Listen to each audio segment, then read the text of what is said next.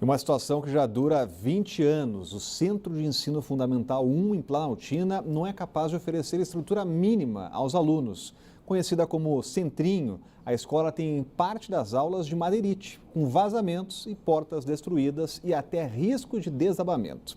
A Defesa Civil não teve outra escolha senão interditar o local. Só que o governo não tem nem previsão de quando vai resolver esse problema. Tiago faz o 9º ano no Centro de Ensino Fundamental 1 de Planaltina, o Centrinho.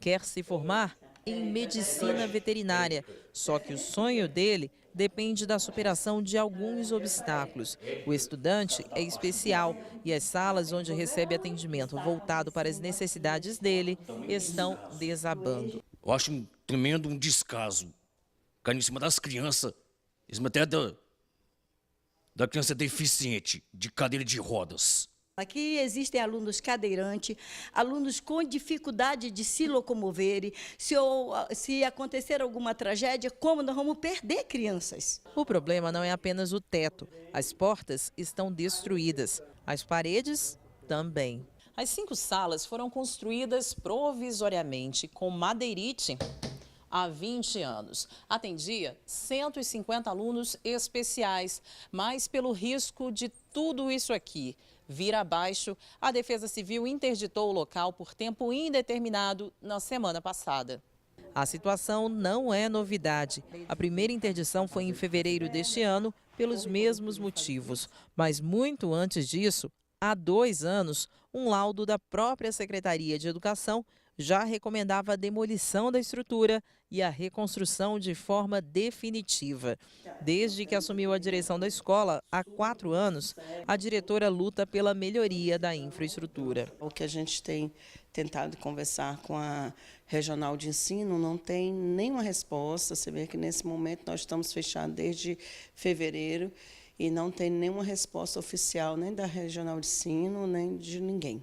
Por meio de nota, a Secretaria de Educação informou apenas que não há previsão para obras e que trabalha para buscar um novo local para atender os alunos. Enquanto isso, as mães dos estudantes especiais sentem a falta que o ensino voltado para eles faz no dia a dia. Está difícil, porque o único recurso que ela está tendo para ter um desenvolvimento melhor é aqui. E não é à toa que o Brasil estacionou na posição 79 do ranking que mede o Índice de Desenvolvimento Humano, feito pela Organização das Nações Unidas. O estudo que acaba de ser divulgado se baseia em dados de 2015 e reúne 188 países do mais ao menos desenvolvido. A nota varia de 0 a 1. Quanto mais próximo de 1, mais desenvolvida é a nação. O Brasil está em 0,75, o mesmo índice do ano anterior. É a primeira vez desde 2010 que o patamar não varia. Nosso país perde para vizinhos como Chile, na posição 38, Argentina, na posição 45, Uruguai, 54 e até Venezuela, em 71º lugar. O ranking é liderado pela Noruega, seguido da Austrália e da Suíça. Em pior situação está a República Centro-Africana. E a Vigilância Sanitária começou hoje uma análise da merenda escolar da rede pública de ensino do DF. O motivo é que uma das empresas investigadas na Operação Carne Fraca fornece alimentos para parte das escolas. As amostras começaram a ser colhidas nesta terça-feira. A empresa, que não teve o nome divulgado, oferece carne congelada há cerca de 2 anos para a rede pública do DF. O resultado deve sair em 10 dias. O procedimento é feito de forma regular e nunca foi encontrado nenhum problema. A análise é para saber se esses produtos podem trazer algum tipo de risco para a saúde dos estudantes. Caso seja encontrada alguma irregularidade, a empresa será punida. Qualquer denúncia pode ser feita pelo número 160. Está aí, portanto, agora a ação também da Vigilância Sanitária aqui em Brasília, Cláudio. Pois é, olha, para não parecer uma coisa oportunista, a Vigilância Sanitária precisa esclarecer se não faz isso regularmente. O que a gente supõe é que a alimentação que é feita para as nossas crianças, a merenda escolar, seja submetida à inspeção periódica, permanente, rigorosa da Vigilância Sanitária. Essa história de fazer de maneira oportunista, porque os holofotes estão todos sobre a Operação Carne Fraca, para fazer essa inspeção. Será que eles não fazem isso regularmente? A pergunta fica no ar.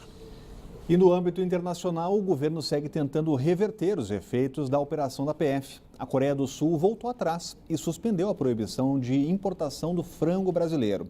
Por outro lado, Hong Kong anunciou o banimento da carne, engrossando a lista que inclui ainda União Europeia e China. Hoje cedo, o presidente Temer falou que o alarde causa embaraços ao país. A gente volta ao vivo com a Renata Dourado, porque a situação preocupa e muito ainda o governo, né, Renata? Preocupa, Rodrigo. O governo tenta, de todas as formas, reverter essa situação. Então, hoje pela manhã, o presidente Michel Temer participou aqui em Brasília de um evento voltado para exportações e disse exatamente isso, né? Que um alarde causou aí um embaraço, se referindo, portanto, à Operação Carne Fraca da Polícia Federal, deflagrada na última sexta-feira. Então, a gente lembra aqui que, de acordo com a investigação aí, que durou 2 anos da Polícia Federal, em 21 frigoríficos, a polícia detectou aí um esquema que envolvia, inclusive, fiscais do Ministério da Agricultura, que faziam vistas grossas, recebiam propina, recebiam dinheiro, carne, pizza, até bota, para fazer vistas grossas e deixar passar produtos, alimentos, carnes vencidas, muitas vezes até estragadas, né? E é claro que a repercussão foi extremamente negativa, não só aqui no Brasil, mas também fora do Brasil. Você citou aí esses países, a consequência disso. Então, hoje, o presidente Michel Temer falou exatamente sobre isso. Vamos ouvir o que o presidente Michel Temer falou hoje aqui em Brasília. Nestes últimos dias, houve, por assim dizer, um grande alarde em relação à carne brasileira, aos produtos de origem animal no Brasil. E, evidentemente, que isto causa, não posso deixar de registrar, um embaraço econômico para o país. O suporte da nossa economia é a agricultura, no particular o agronegócio e a pecuária. Então, não podemos deixar, digamos assim, transitar, impunemente, um alarde que, na verdade, não alcança a totalidade dos frigoríficos e dos exportadores brasileiros.